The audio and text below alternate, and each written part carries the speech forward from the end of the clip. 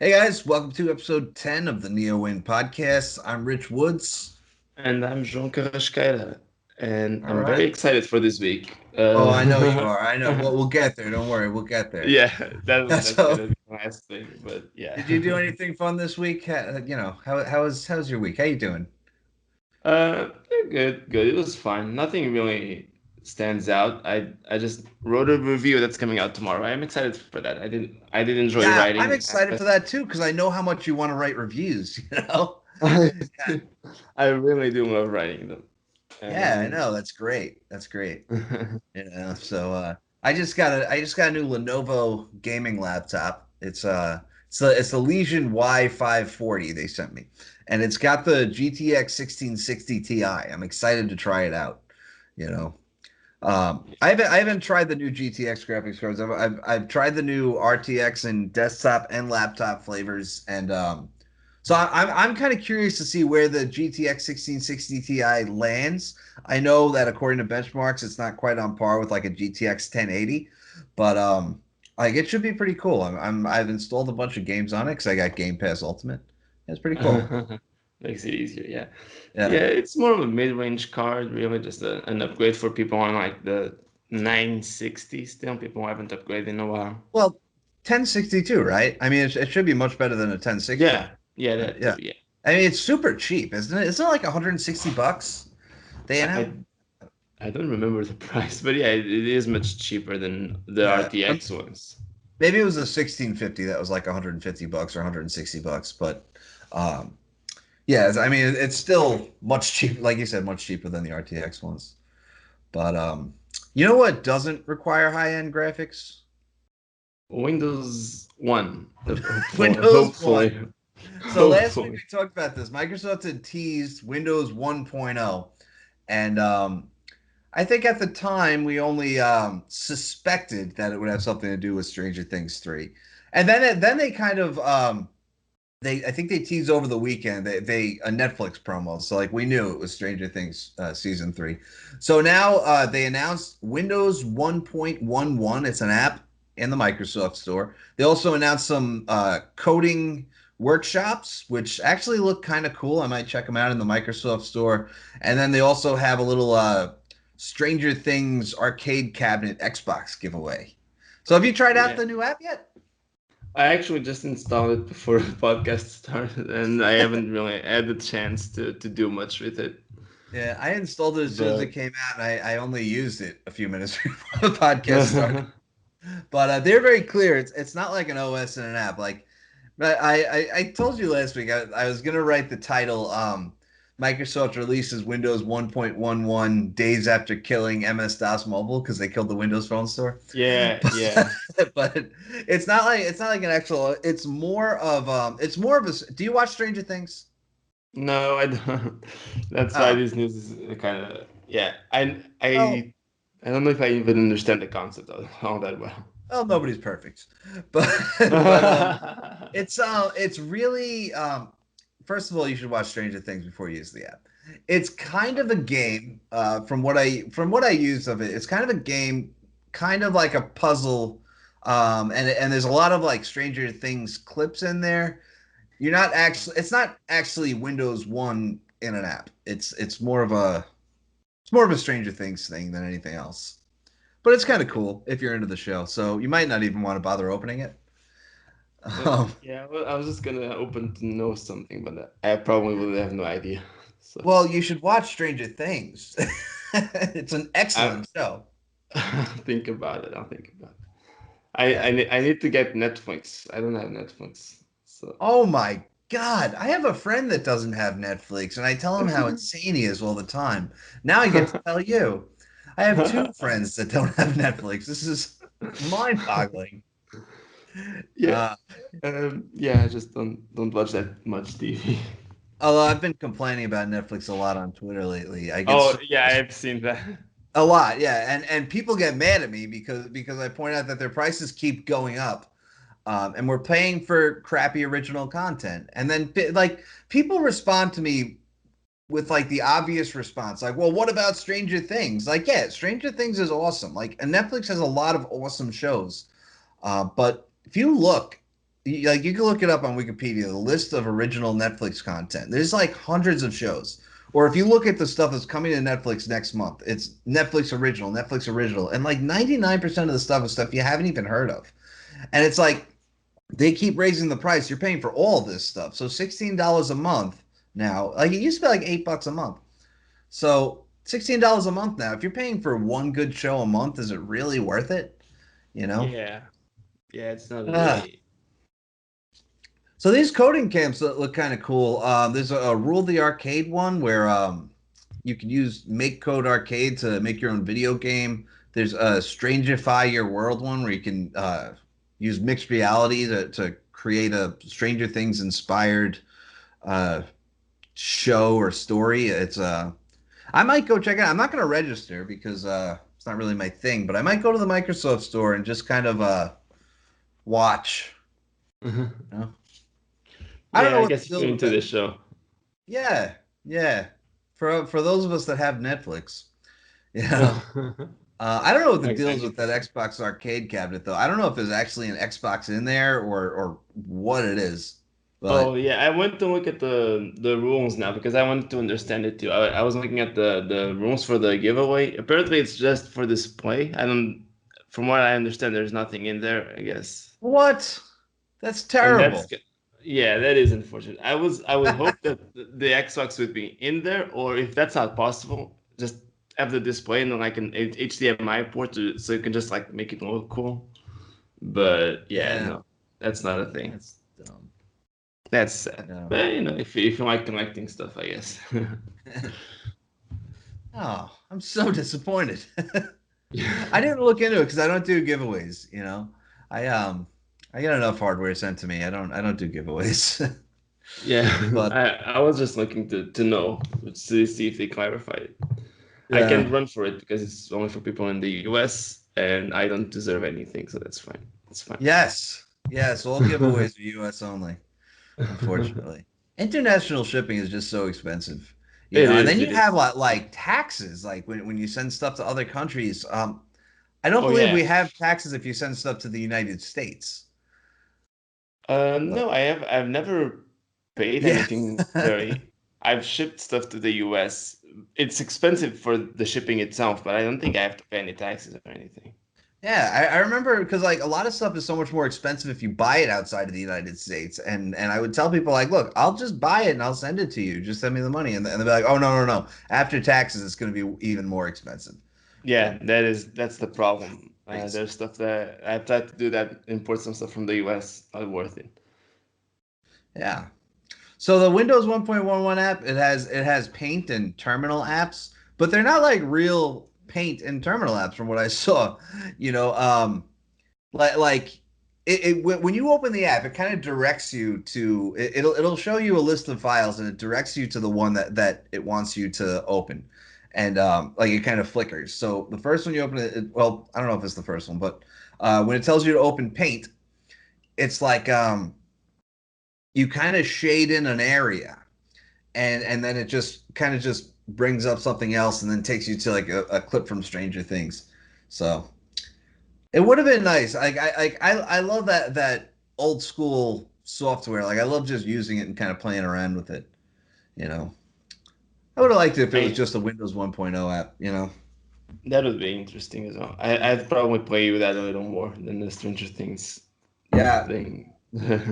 yeah. I got to play with Windows 1.0 at the Living Computers Museum in Seattle. It was so cool, so much fun, so much fun. Yeah, I Yeah. guess as a short burst thing, it's fun. Yeah, yeah. Well, But obviously, I never use it as a daily driver or something, but it's cool to like check out these things. But at the Living Computers Museum in Seattle, they have all these old computers, and they all work. So you can just sit down and play with them. I played chess with one where you actually have to use a real chessboard and you tell it like where you move a piece to, and then it tells you where to move its piece to. It's cool, you know. okay. All right. July 2019 Xbox update. Pretty boring update, version 1907. So it's boring because it's a monthly feature update. So these kind of come out in between the major ones, and I think they get less. They get more and more minor as time goes on because I think they have a certain feature set they want to put in 1904. Some of it gets pushed back to 1905. Some of it gets pushed back to 1906, and then we get whatever's left over in 1907. And so there's a couple.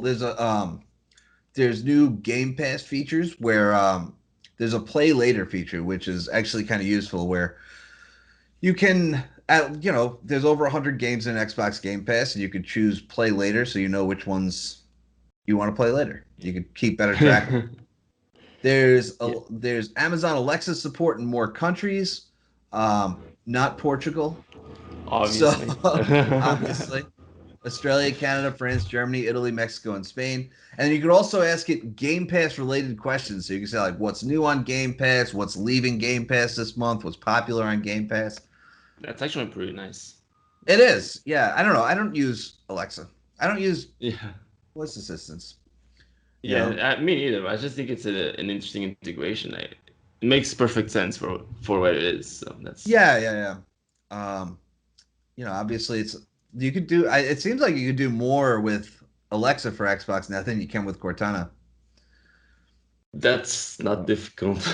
Yeah. I mean, for Xbox stuff, though, you would think that Cortana would be the way to go, but maybe not. So after this, it should be version 1910, which is 19H2, which has been in testing since like March with no new features. Yep, but it does have something interesting this week because there's a new build in the skip ahead ring, Yeah, yeah, and no one would not see this coming, but they actually changed the major build number. yeah. So 18363.7004. Um, Very strange because they confirmed last week when we ended our "Where is Windows 10 19H2" segment, and they confirmed that 19H2 is going to come to Windows 10 PCs as a cumulative update, and that's settled. So now Xbox 19H2 is on 18363, and it doesn't make sense. Xbox, yeah, look, here's the thing, right? The Xbox Insider program has always provided a lot of insight into Windows 10 build numbers because the major updates are the same. yeah, For example, 18362 it was 19H1. It was 1903 on Windows 10, 1904 on Xbox. And I always I say provide insight because say we're trying to figure out what the RTM build is going to be for a feature update. They do monthly feature updates. So before we even know if it's RTM for Windows 10, they're testing the next monthly update.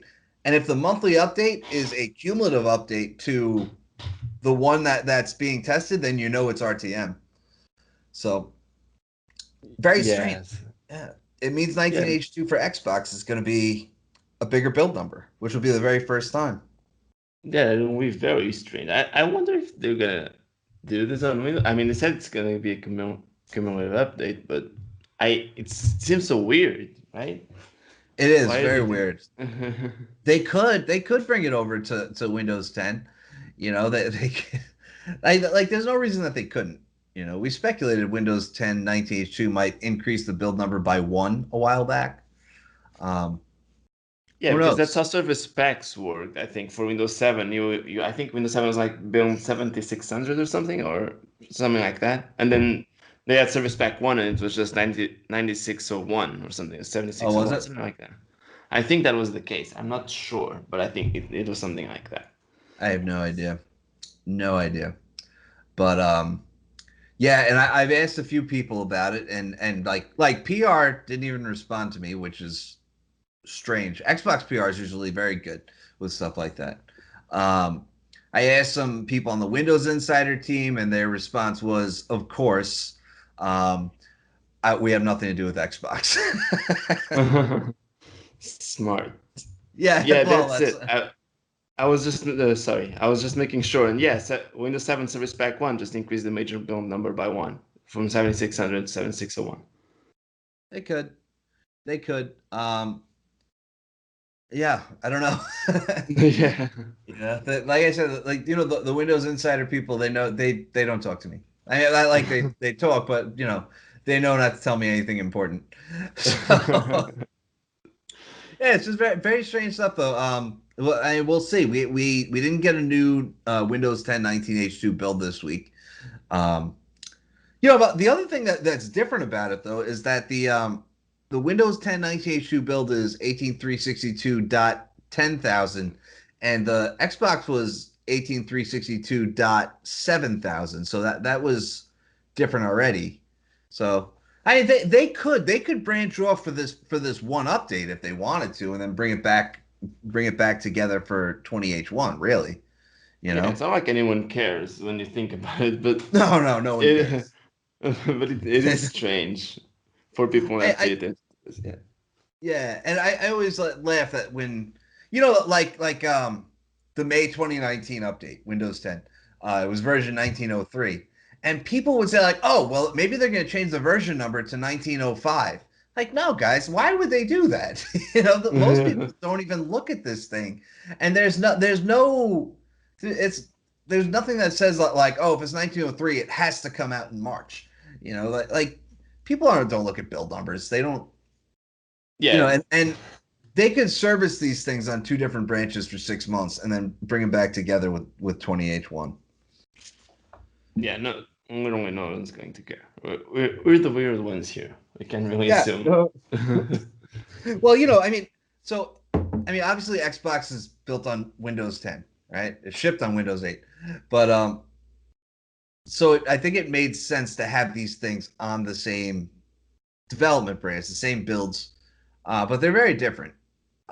I don't know for sure how hard it would be to service them separately like that, but it looks like that's what's going to happen. I think that makes the most sense right now.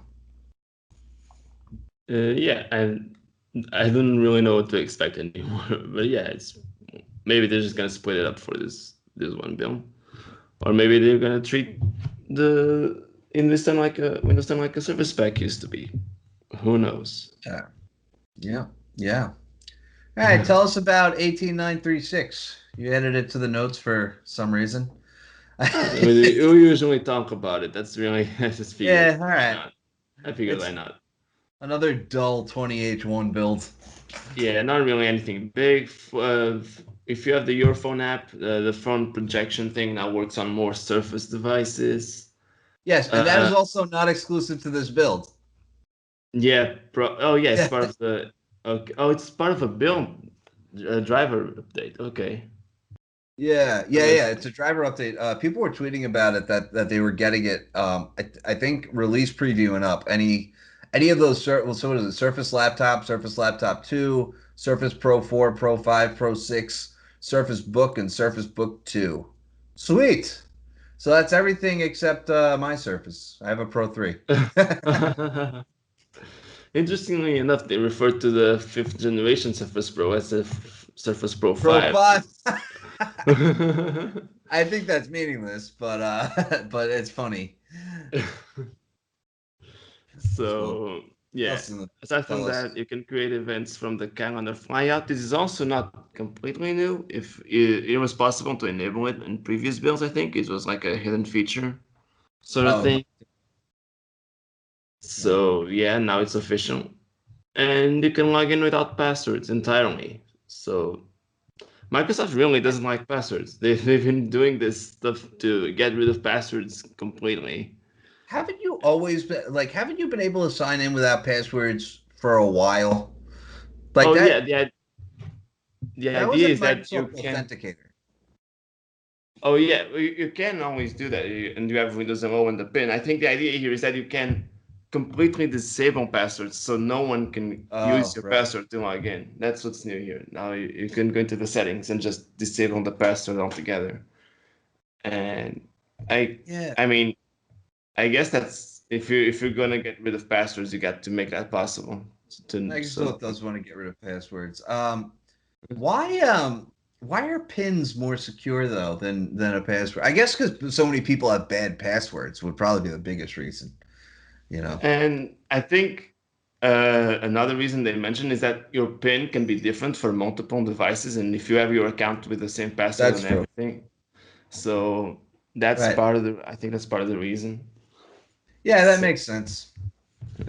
Yeah, another dull Windows yeah, 10 build. yeah, pretty boring stuff. But yeah, there it You know what's is. great is you're gonna write up a review for this update, I'm sure, next spring. Yeah. And you're gonna say, "Wow, there's a lot more in here than I thought," because we're testing it for a full year this time, and there's always like one or two new features in each build. I wonder if they'll even have that Big Bang type of build. You know? Well, I- we'll see. There usually is one or two like major ones, and yeah, I would assume so, but who knows really? yeah, we're still Uh, well ahead of the normal testing time for this update. yeah, So we're none of very this has early happened. on this. Yeah, Yeah, yeah. It just I feels like we're not because we've been testing it for so long now. yeah I mentioned that in every build post, and when I was writing this week's, I was like, I keep saying this. We're so early in the development cycle. People are gonna start calling me out. When is Yeah, it gonna stop being early in the yeah, development cycle? But yeah, yeah, we are. So yeah. All right, another dull Windows 10 build. That's yeah. 20H1. I'm way more interested in 19H2 at this point. Um, just because there's still questions around it, and if there's going to be any new features, which there probably won't be, or very minor ones if there are. But yeah, um, yeah.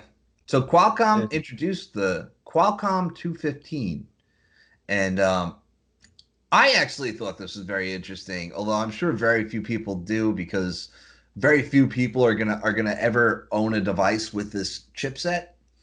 Um, Yeah. so like they haven't released a new 200 series chip or a real upgrade like ever. Um, the Yeah. original, yeah, the original Snapdragon 200. It's not called Snapdragon anymore because it's too low end even for that. It was a quad core ARM Cortex A7 chip, and it's been that. So like the Snapdragon 210 and 212 added things like think support for HD displays. 4G LTE was the big thing, and like the 212 has been out for years. Yeah, the 12 Because was in the Lumia 650. right, and that came out in like February 2016. Right. So it's been out for a while. The 210 was in the 550. Um, so they did release at some point a Qualcomm 205, which was a dual core chip for featured phones. So it's like even lower end than probably even the 200. But so now the Qualcomm 215, it's ARM Cortex A53 quad core. So this is actually a really significant upgrade, and yeah, big deal actually. Yeah, It's for 64 I bit. think Good. yes, I think for people who purchase lower-end smartphones, this might actually be a big deal. So, but Yeah, it gives MediaTek some competition because no one's using the Snapdragon 212 at this point. So I guess if you yeah. buy a low-end phone, it's always with a snap with something from MediaTek. Yeah, there's that. A lot of, at least in the United States, because I've mentioned this before. I think in the United States, you kind of have to use Qualcomm. There's almost nothing that's non-Qualcomm in the United States. Uh, and if you get a low-end phone here, you're going to get a Snapdragon 400 series, Oh um, yeah. or at least in that like $150, well, $100 price range, I'd say, because even like the $200 price range is providing something more now. Like it's a lot of value in the $200 price range. But um, yeah, and like so like maybe if you found like a $50 Android smartphone here, you might find something from MediaTek or something. But yeah, so like Cortex A53 is a huge upgrade over A7. A7 is terrible. You should never use it for anything ever. Okay. It's Okay. just so bad. you know. So yeah, support for a 1080p video capture. That's new also. So it's I compared in my article to Snapdragon 410, which was the Snapdragon 400's upgrade from Cortex A7. Um, Yeah. so yeah, support for NFC. Yeah. There's a lot Yeah. of interesting, a lot of stuff that's pretty baseline at this point. So it's about Yeah. time. 1080p. So Absolutely about time. It's yeah. So speaking of Cortex A7, um, Qualcomm might be working on a new smartwatch chipset. You and use again, it's smartwatches at all? about time. Yeah, No, I it don't really want. is. Yeah, it is because the 2100 is already pre-owned, and then they announced the 3100 last year, and it was just about power management, Yeah, yeah. and I so was that's super excited very for the different. 3100. Um, I have a 3100 smartwatch. I have the Fossil Sport. I still wear it, and it's crazy how bad it is. Uh, and I don't mean the watch itself because the watch itself is awesome. It's just crazy that you can put out a brand new Android or Wear OS smartwatch and brand new with the best hardware, and it's still going to have sluggish performance because there's no good chipset to put in there. You know? Yeah, that kind of sucks. I wonder if MediaTek has anything on that front. But again, if it's in the US and you gotta use Snapdragon, then that Well, yeah. in the U.S., you have to use Qualcomm for anything that connects to cellular, really. Um, and I mean that's a very blanket statement, where obviously we have some PCs that have Intel cellular modems. I mean, Apple uses Intel cellular modems, so like it's there, but Not for very the most common. part, no, it's not very common, and like some companies like Huawei has always struggled. So, from what I understand, the Galaxy S6 that used the Samsung Exynos chipset actually had to use a Qualcomm modem.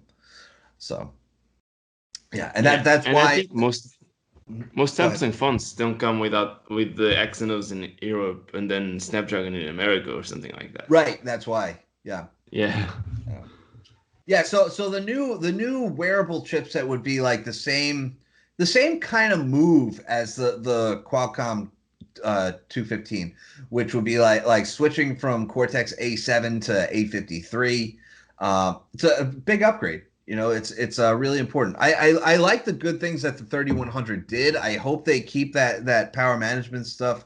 Um, they used they call it big, small, tiny architecture, where it's like big little in phones but scaled down for smartwatches. So you have big cores that are doing the bulk of the work, and then you have smaller cores that are doing more efficient tasks like the ambient display. It's not sucking down power when it's on the ambient display. So now you can do things like you can have a moving second hand on the ambient display, and you can have colors on the ambient display. It's pretty cool stuff. There just haven't been any performance improvements, and it's not good at this It point. yeah, it's long overdue because it's been a few years. And yeah. Yeah, And well, yeah, the Apple Watch is basically without real competition because of that, because the processors on Android Wear OS, I mean, are right. just It yeah. absolutely is too. I also think WatchOS is just a more polished operating system than Wear OS is. It's just a lot like Wear OS always feels kind of well. For one thing, it feels like a square peg in a round hole still. All the Wear OS watches have round faces now, and it feels like an OS that's designed for square faces. And the truth is, it's probably always gonna feel that way because a rectangular display is still the most efficient way to display information. So, Yeah. like you're scrolling up and down, left to right, whatever. It's gonna look weird coming in from a round display, and Apple has pulled it off. I gotta say, they've done a good job. Yeah, the And Apple Watch does really feel nice. I don't have one, but I whenever I try it, I do like it. yeah, I have one, and I gotta say, it's pretty much the only thing that pulls me into iPhones at this point. Um, I would use Android all the time if I could get a decent smartwatch with it. Yeah. I care a lot about smartwatches. I actually do you use a smartwatch at all? Anything? I have the Nubia Alpha that I had for review.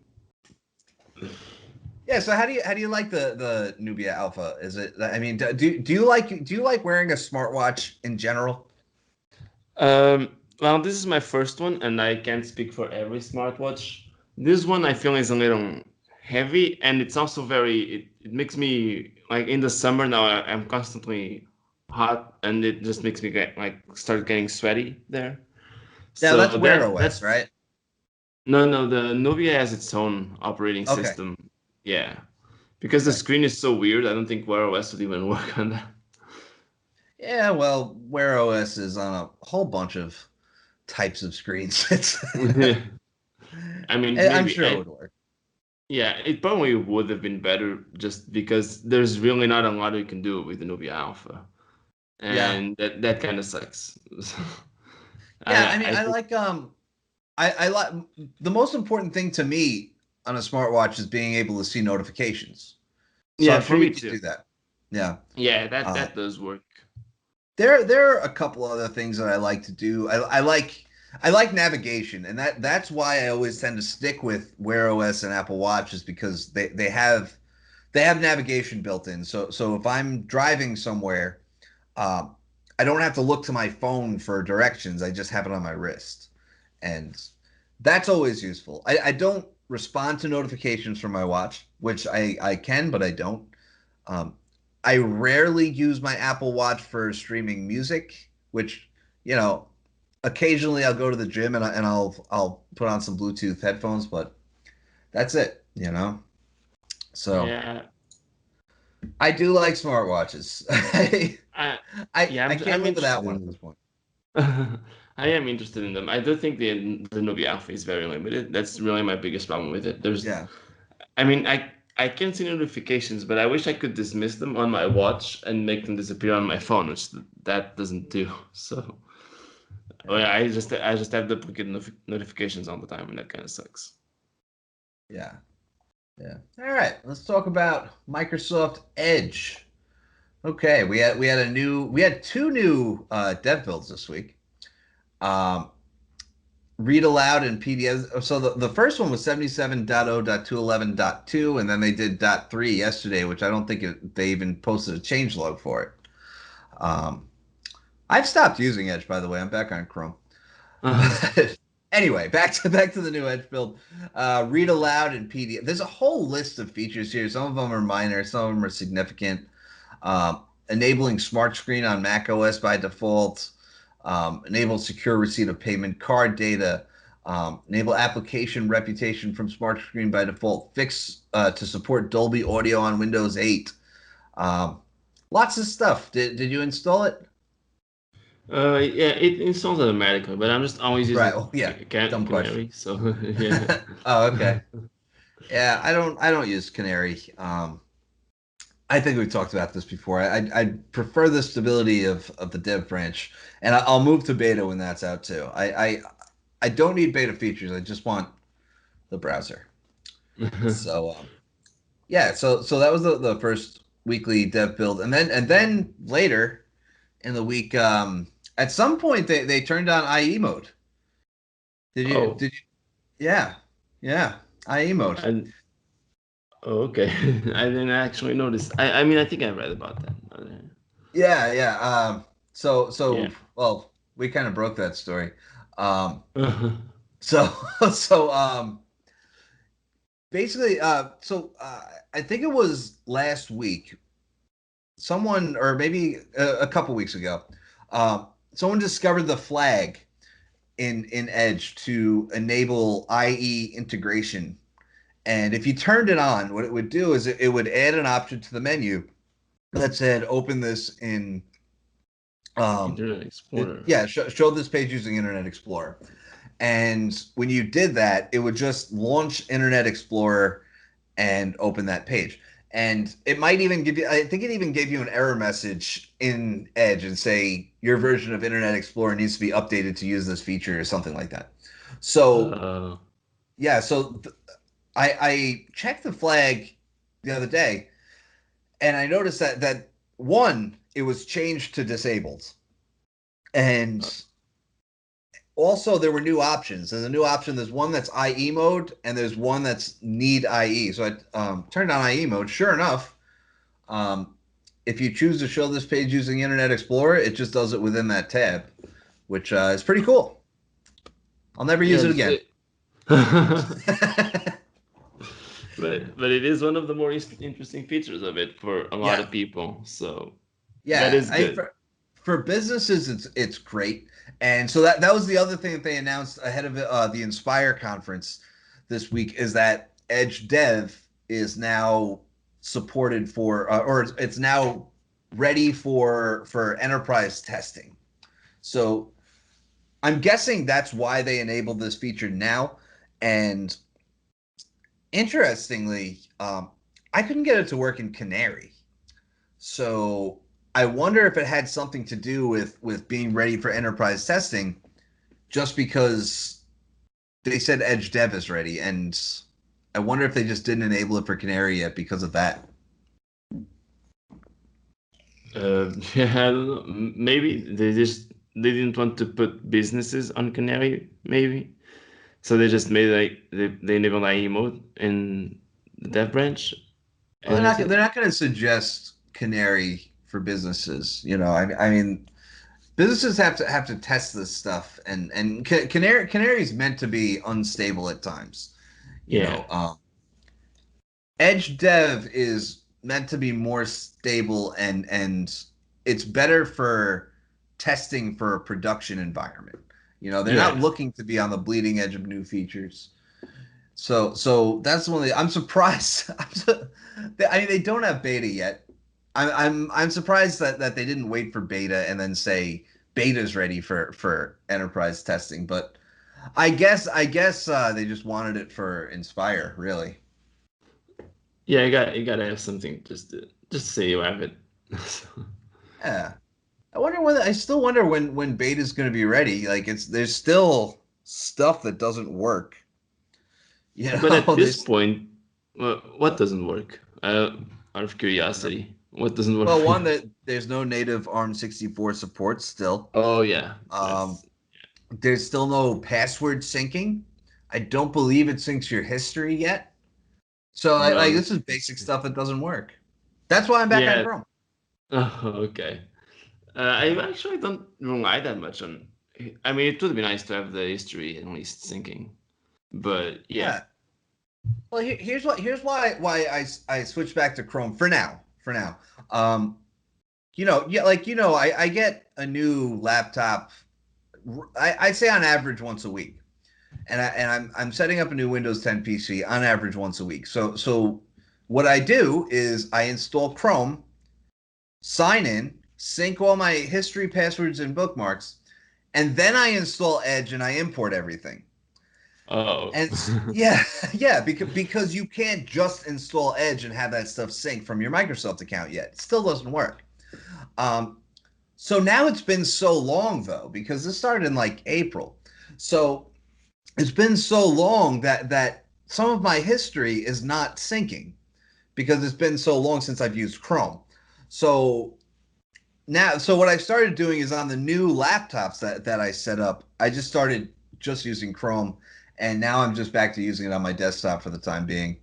Um, Honestly, I just need password syncing to work in Edge for this to be reasonable. So Yeah, hopefully soon. But yeah, they so have gotten over some barriers, so now it's on previous versions of Windows, yes, uh, and they enable dark mode now, so you have an actual toggle for dark mode. So if you're on previous versions of Windows, it because those don't have a dark mode in the system settings. Now you can right. just enable it in the browser. So that's another step that I think people would want. So Yeah, absolutely, absolutely. so I yeah, just it doesn't seem to me like they're ready for beta yet. yeah, I just probably not. like when is this going to But happen? You know? um, hopefully sooner rather than later, really. when do you think this will launch? When do you think it'll be generally available? I mean, we're still not that far into 2019, so I just hope it's still this year because at this point, it's starting to seem shaky, but I think it should come this, I don't know, maybe Well, around the same time as 9H2. You think it will be ready by then? I don't. I doubt it'll be ready by then. You know what? The thing is, if they don't get it done by the end of the year, and they release it for Windows 7 after the end of Windows 7 support, that'll be nuts. Okay, Yeah, nuts. not So entirely surprising considering it's Microsoft, but yeah, it would be yeah. strange. Well, it would be kind of surprising because Microsoft doesn't support their unsupported products. When they say this OS is ending support, you don't get support for other Microsoft products on that OS anymore.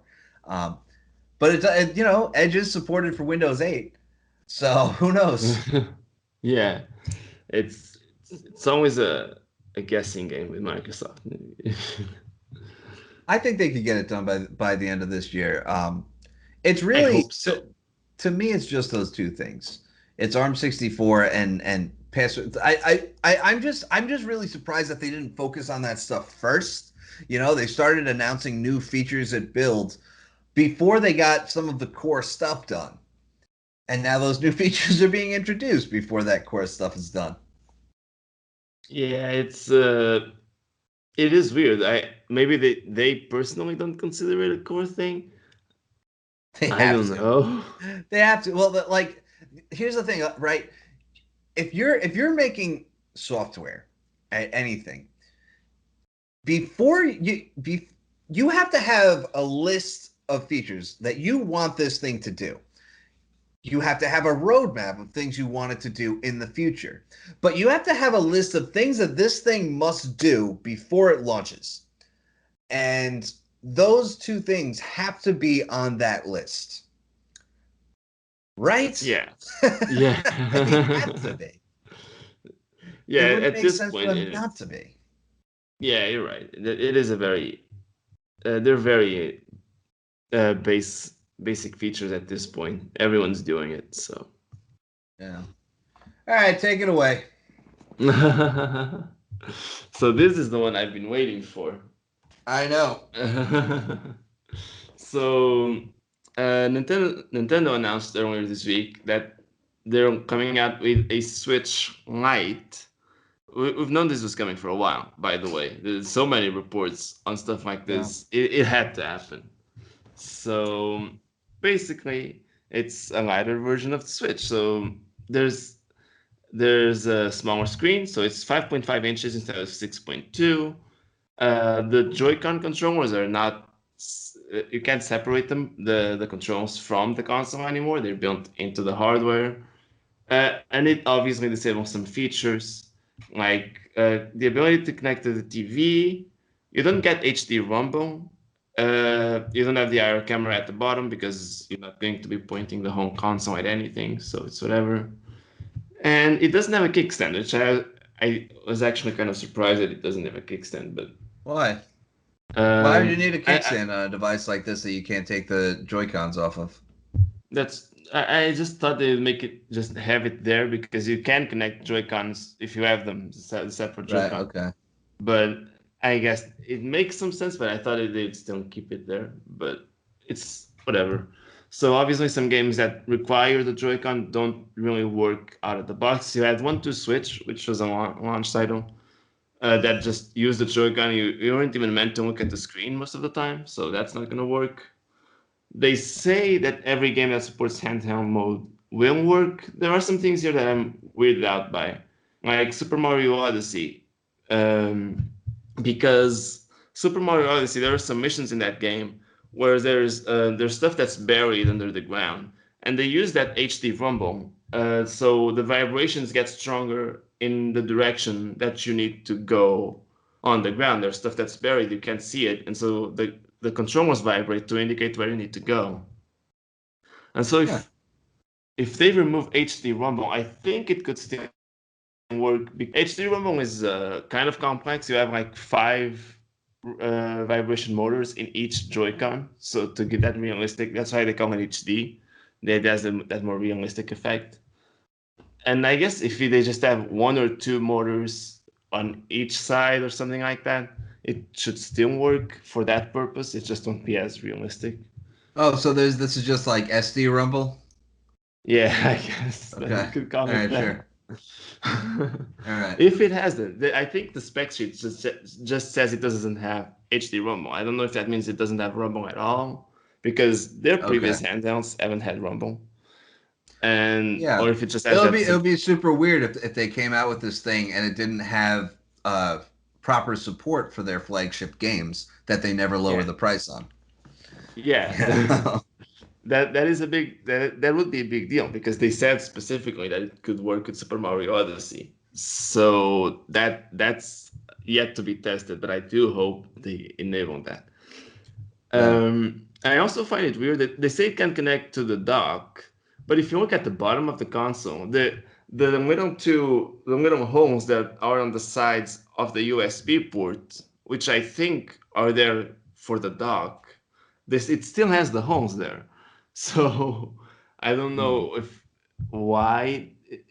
they're actually disabling its ability to work. It's for sure not going to work in the current dock because the switch is smaller, so the buttons are going to get in the Thinner. way.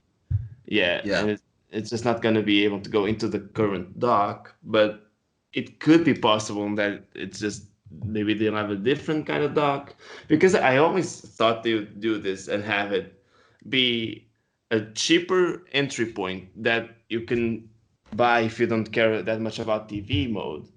But if you want Right. to, and if you eventually end up wanting to pay more for that ability, you can just buy a dock and you start using it that way with some limitations, because you have to buy a dock and a Joy-Con, of course. It ends up being more Well, expensive, but you don't have to make the investment all at once.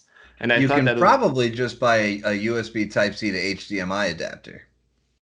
Nintendo is very weird about it. I don't know if that works, because there were some third-party docks, and I follow some YouTubers on this, and everyone, the only person I really see talking about this, they say you shouldn't buy third-party docks because it can mess you Really? up. Yeah. Really? So Wow. what some people do, if you really have the money to spend, is just you buy an actual Nintendo dock and you can just take out the internals, because it's a super small chipset inside that chunk of plastic. It's a super Yes. small thing, and you can just take that out and put it into a different body, because people just make the shell, and you just put the Couldn't you chipset inside that, and yeah. couldn't you then just take the regular dock and use a USB Type C extender cable from that dock? That could be a possibility. Yeah, if Yes. I guess the draw of the Switch is that you have it propped up like that, and the idea Right. of the dock is that it doesn't block the air intake vents that are on the back. Right. Because if you look at the body of the dock, it has holes aligned with those vents on the Switch itself, so the air can still come in to cool the processor. Sure. So Sure. that's part of the idea. They don't want to have that blocked. No. But anyways, I want to talk about a little bit about what this means specifically.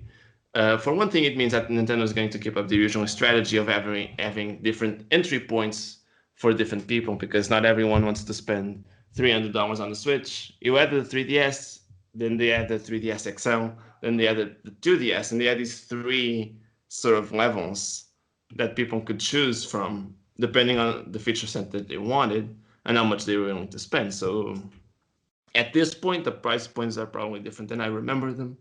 But the 2DS was like 120, then you had the 3DS was 170, and the 3DS XL was 200. So this Yeah. is not new for Nintendo. They're just keeping up with that same sort of split there. So Well, people have Microsoft more. does the same thing, except what Microsoft does is they lower the price of the existing one and they put out a better one rather than keeping the price the same as with the existing one after 2 years and then putting out a lower end one. Yeah, Yeah. people. I saw your tweet about that, and I want to address that too. It makes Address me. it. I get angry. I shouldn't waste my energy with this. I get angry at stuff like this. I saw both you and Daniel Robino from Windows Central complained about. They also said that the original Switch was overpriced, and I find it weird because the two people that I saw say that also happened to have already bought the Switch. So Yeah. Yeah, what you're telling Nintendo is that I want to pay less for this, but I'm gonna pay the $300 anyway. So Nintendo sees this, and of course, what they're gonna think then? Why the heck am I going to lower the price if you're just gonna give me the $300 anyway? Why would I do that? And that's really it. The Switch is still selling really well, so they have I no can tell you with reason. some authority that I'll probably never buy a Nintendo product after this, but I probably That's never will. And let me explain that a little bit because we've talked about it a lot. Here's the thing, right? Right? If you look at what Xbox, the original Xbox One was $500 and it came bundled with the Kinect. And yeah, now you can pay $500 for the Xbox One X, which supports 4K gaming. So that's yeah. where Microsoft's at. But with my Switch, I play it, pretty frequently. I've been playing RBI Baseball 2019, and it chokes up a lot. And the thing about console gaming is that it should be games that are built for the system it's shipping on, and it really chokes up on this game, and the hardware is not powerful enough. There needs to be a more powerful model, and that should be the one that they're selling for $300. Like this is a 2 year old. This is a 2 year old. Was it? It's 2 years old. Am I Yeah, it's right? 2 years and a couple months. Yeah. Yeah. So yeah, we bought one. You know, um, I had the original Xbox One as well. It's like you know, after 2 years, that doesn't mean it's still worth the price it was 2 years ago. Well, but you still bought it this year, right? You bought it only this year, so it's I not. got it as a gift, really, but yeah, yeah, So it, you know. my I get that, and I think they will lower the price on this once they release the higher end model. But that's just this the way you're expecting this to be done. They're never going to do that because the Switch is still selling well, very well. I might add. And the idea here is just to make is so the people that don't want to buy the $300 Switch, and if they don't care about TV mode, now they can buy it for Mhm. cheaper. And people will still want all that capability. They can just still spend the $300 and give Nintendo more money, and they're gonna be happy about that. So that's part of their strategy. Usually, I with the 3DS, they actually came out with the higher end model first, but on the I guess this time around they just came up with the cheaper one first. So most likely, when the new one comes out, maybe this one will drop to like 250 or something, and then the new one will be 300 and something. I don't know. Yeah. Um, Well, the but way you that don't, the way that huh? that Verge article is written with, or the way it kind of Oh, feels like they would just upgrade the original Switch and discontinue the um, old one. yeah, I was going to get into that a little bit later. I think the way this is filed, the way the filing goes, I don't think they're really upgrading the original Switch because I don't think you can just change the internal significantly and keep the same FCC ID. I think what we're talking about here is something just in terms of changing the chipset, sure, but not to an extent that it actually affects the way the product works for people.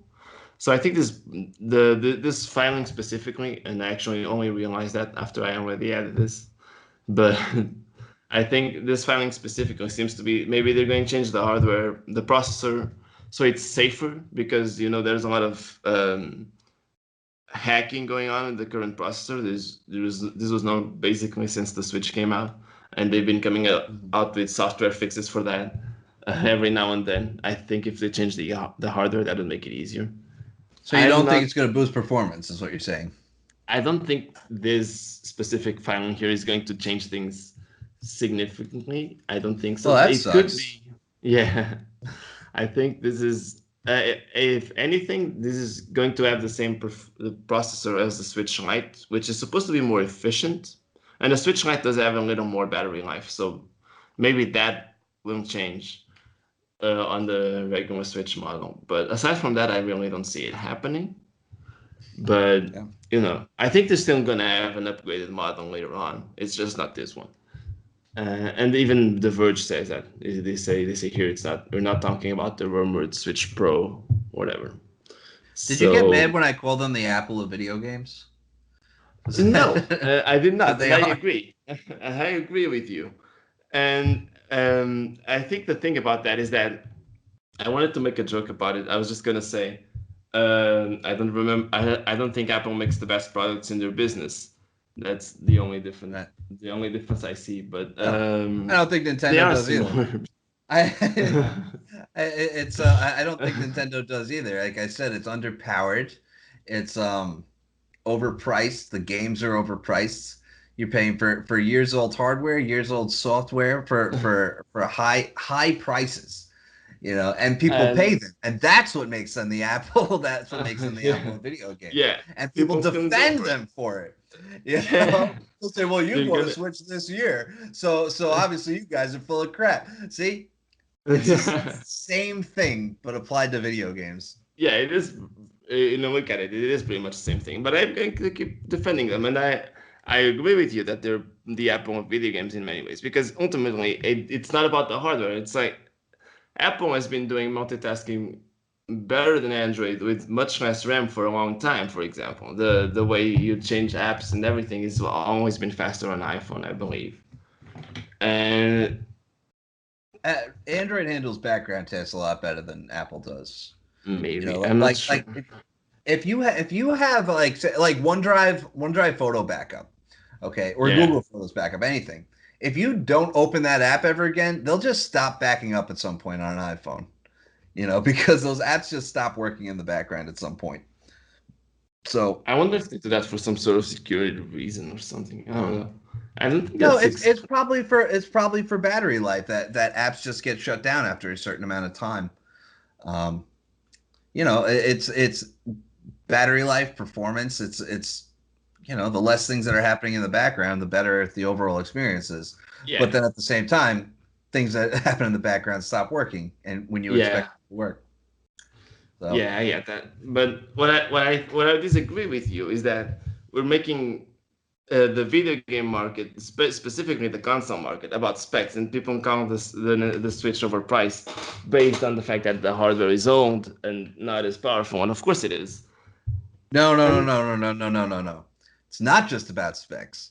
I very specifically said that the game that I've been playing chokes up on the current specs. So it's not just about specs, it's about the user experience given the specs.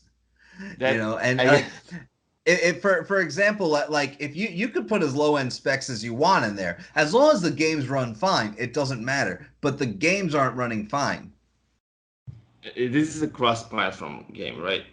That's Yeah. is RBI, yeah. So that is a common problem, and I'm not defending or attacking Nintendo because I don't think that Nintendo doesn't make the game, and ultimately the way the way the port is handled, that's not up to Nintendo. If it's not running fine, and if it Oh, it absolutely is up to Nintendo. Who do you think decides who gets to put games in the store? Nintendo absolutely has to approve these games before they go out there. That's like well, but downloading a third-party app from the iOS App Store and the app sucking and saying, "Well, it's not on Apple because they didn't make the app." It's well, it's. and I would argue I'm just that. saying, I mean. Apple of video games. You know, but I think it's not the Apple's fault. I mean, they don't have to approve, but it's not their responsibility to make sure that other people's apps are good or the other people's games are good. If people still want to buy them, I mean, it that's is kind though of their because the choice. people that use the product are going to blame the product. Like because if I was playing RBI Baseball 2019 on my Xbox One X or an Xbox One S or a PC, I don't even know if it's available for PC to be honest. If I was, it would run a lot better. The animations would be a lot smoother. It wouldn't freeze up for a split second every once in a while. So like that stuff matters. It's the and that's why every video game console manufacturer has strict rules about the games that they allow in the store. Like if you decided you wanted to make a video game today, you have to go through a process to get that to be available on a Nintendo Switch and an Xbox One and a PlayStation 4. So it, like it is an issue because people are going to blame the hardware when stuff doesn't work. But again, I mean, other platforms aren't exempt from this. Anthem was a terrible game for a lot of people, and the way it performed on any platform. And if you look back, I'm going to take an old example because actually I'm not that very informed about the games that came out on other platforms. But Bayonetta in 2010 came out on the PlayStation 3 and it was Mm-hmm. horrible. Everyone hated it on the PlayStation 3 and it ran much better on the Xbox One because that's up to how developers make it. And of course, Sony could have denied them entry into the PlayStation market, but they didn't because companies are allowed to make the games they want, and if they're terrible, people shouldn't buy them, obviously. So that happens a lot with Nintendo more than it happens with other companies, and I do think that's because the more specs make it so that companies aren't as interested in all the work it takes to make it work well. So that does tend to happen, and of course that kind of sucks if you plan to play a lot of third-party games on there. But that's the Uh, thing. If you're a company making a video game console, then you know this stuff happens, so it's on you to make a more powerful console to compensate for the third party games being built for it. um, I suppose All I'm saying I is don't they should agree build a with more you. powerful Switch. You know, that's it. I don't think I agree. I mean, it's gonna happen either way, and I don't think it. I wouldn't blame Nintendo for the way companies port their games, but yeah, I just don't think people's complaints are completely logical. I say because if you're buying the Switch for $300 and you're telling Nintendo that they should lower the price, Because you they're love not the going to. Switch. But I know they're not going to, and they're not going to lower the price of games. But yeah, well, yeah, all I can tell you is from personal experience, I will likely never buy another Nintendo console because I think it's absurd that what like aside from it feeling underpowered, I think it's crazy that there's no uh services, there's no like Game Pass. I would love it if Microsoft brought Game Pass over to the Switch because Nintendo isn't doing anything for themselves. Um, you know, like you go out and you spend $300 on this thing, and then you got to go, you know, for the games that you bought it for, it's another $60 a piece. It's expensive, and yeah. it was a shock when I got a Switch and I realized all these things that I take for granted for Xbox just Nintendo doesn't have anything that's doing anything similar. Yeah, well, Xbox and Microsoft and Sony can afford to do that because they have other businesses to back up their financial status. And obviously, Nintendo only does this, so I don't know how easy it would be for them, how much easier or how easy it would be in comparison for them to have on that cheaper stuff that the other two have. But Oh, it's not I'm cheaper not stuff. going. I mean, it's not cheaper stuff. It's like it's a subscription service. So I mean, the way subscription services work is that they could put their own titles on it, which obviously they'd make a ton of money on it. I mean, Game Pass is $10 a month, right? Just for Xbox. Ultimate is 15, and you know, people don't really cancel subscription services, so that turns into 120 a year. And if you do it for 5 years, it's $600 for and you know, putting first party games on there is a no brainer. And then the way it works is that you pay a licensing fee to the third party games that you put on there. So if someone goes and installs, you know, a third party game, that company that makes it gets X amount of dollars, and you know maybe they get more money depending on how long you keep it installed on your machine or how many times you play it or how long you play it for or whatever. But you know, it's not like Microsoft is just buying all the content from all these companies because they have all that money. It's licensing deals. Like there's no reason that Nintendo couldn't do something like that. Well, I think they're making more money off selling $60 games individually. Oh, I'm sure they're doing fine right now at least. I mean, the world is moving on though. So You know, and you know maybe you know it worked for them, and like I said, and like that's the reason that I call them the Apple of video games is because it works for Apple. People can bash Apple all they want, but Apple is making tons of money, and the numbers don't yeah, lie.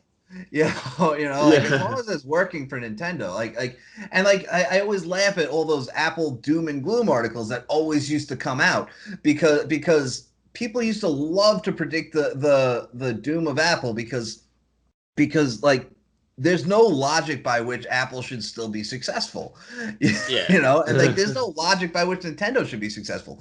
There's what like Apple is like a relic from the age of when hardware manufacturers used to make their own operating systems, and there's no reason why one company that makes a handful of products and makes their own operating system for their products should be successful, and why developers should make software for those operating systems. Like there's no logic behind that, Well, I think so I think ultimately, both for Apple and Nintendo, it comes out to be the things that people are most passionate about, and that you can't really measure on any like tangible sort of tangible in a tangible way, because you look at we can try. Apple, you can try, but Apple has there's a you don't know if you watch YouTubers a lot. MKBHD, Marcus Brownlee, whatever his name, or how Yeah, you Marcus. refer to him. Yeah. Yeah, he had this video a while back about the Apple ecosystem, and he was asking a bunch of people at a party why they still have an iPhone, and almost everyone said it was about the Apple ecosystem because of iMessage. And however the integration works, I have no idea because I don't have Apple products. But people really value that, and it's not something that you can always really measure in Android because, for one thing, Android doesn't really have a desktop counterpart that can sync all that stuff perfectly. Well, they have Android So, messages on the web. You know, well, I yeah, really, well, there's, I actually went on a little rant about this last week. Remember about Apple's lack yeah, of web yeah, apps? yeah, Like yeah, their ecosystem is lacking too. The more they try to turn into a services company, their ecosystem is it's lacking unless you have all Apple products, and most people don't. Most yeah. iPhone owners don't have a Mac. That's true. That's true. But it works for them somehow. Some people still defend that. And with Again, yeah, Nintendo, absolutely, it works for them. Like they're yeah, making as long as they're making money, there's no yeah, reason to change. And yeah, I hope Nintendo doesn't go that Apple route where like Apple's thing is that they will change when it's at the line where like all right, we have to change now. yeah. I hope they don't wait that long. The thing is, Nintendo has been doing video games for a while, and I think they know it. They know very well the kind of position they're in, and I think they're not doing this completely blindly because Nintendo used to be at the forefront of graphics in consoles. The Nintendo Oh 64 yeah. was the only console that had 64-bit graphics compared to the PlayStation Listen, and the Sega Saturn, techno and they technologically, shifted that. the Super Nintendo was way ahead of the Sega Genesis. You know, Yeah, that was way and they back. shift Yeah, and they shifted gears there. The GameCube was also still a little more powerful than the PlayStation 2. Things started to even out on there. And then the Wii, that Nintendo shifted gears completely because the Wii was almost just as powerful as the GameCube, just a little bit better. Meanwhile, Yeah. Xbox and PlayStation 3 were way ahead in terms of graphics. But it still worked for Nintendo. They still sold 90 million units of the Wii, and they won that generation, I believe. Well, they Uh, shifted to a blue ocean strategy, which is when you rather than trying to compete with the competition, you try to create something that's new and different. Um, so like that's what they did with the Wii. Like it was something that was complete. Like it yeah, was not a similar product to what was it at the time? Three Xbox 360 and PS3, or yeah, was it? yeah. That was it. That was The, it. okay, yeah, So yeah. So. they shifted there, and it's been working out pretty well for them because it just it just has. Who knows why? Because they make these different things, and some people say they innovate, some people say they don't. It's about taking things that already exist, and that's the thing Apple also does a lot, and just making them work in a way that people don't really expect at the time. Motion controls really Right. sold the Wii. And it's not like motion sensors were new; they just had never really been used that way in actual products that people could buy. And that's really what Nintendo does, and that's what Nintendo does with the Switch, because ultimately the dock is just a USB-C to a HDMI converter. It's not really You would new. think, but apparently it's got some extra gadgets in there. It'll mess you up. You see? Yeah. I like that. So, It'll mess you up. Yeah. so that's really Nintendo does. Yeah, they just have this sort of different take on things, and I think it works pretty well. I really, really like the way the Switch works, and obviously the Switch Lite is a different thing. And I didn't never got to my second point, which about this, which is the Switch Lite is basically killing off the 3DS. If that wasn't obvious already. Oh yeah, Uh, that's a good point. Yeah.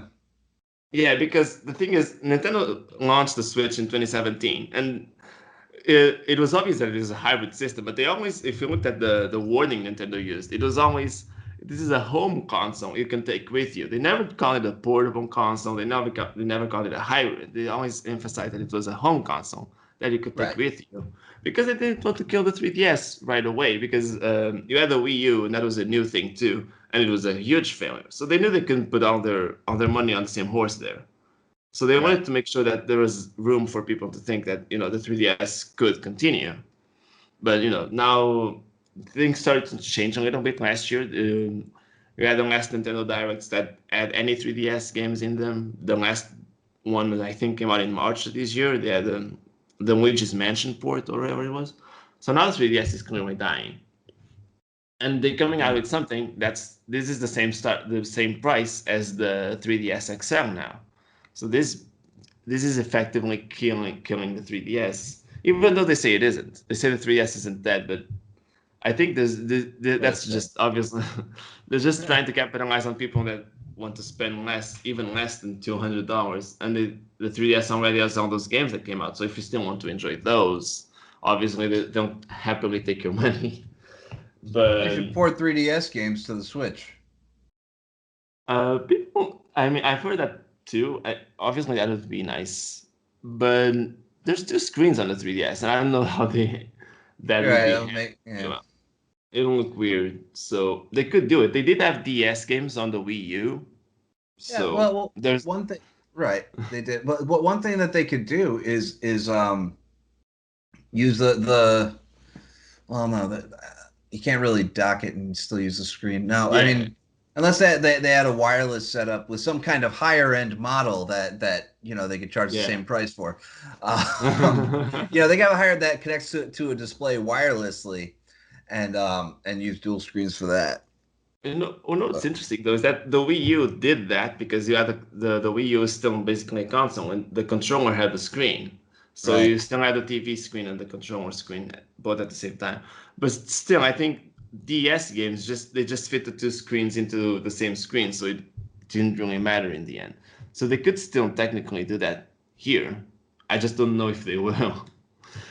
Yeah. I doubt they will, but yeah, it would be interesting. So yeah, 3DS is dead. That's obvious. I still think there's going to be a higher end model of the Switch. This one is just cheaper. I am kind of excited about this one. Just for one thing, it has more commerce. Commerce. I really like that turquoise one, and especially I like the Pokemon edition here at the end. I really like those combat buttons.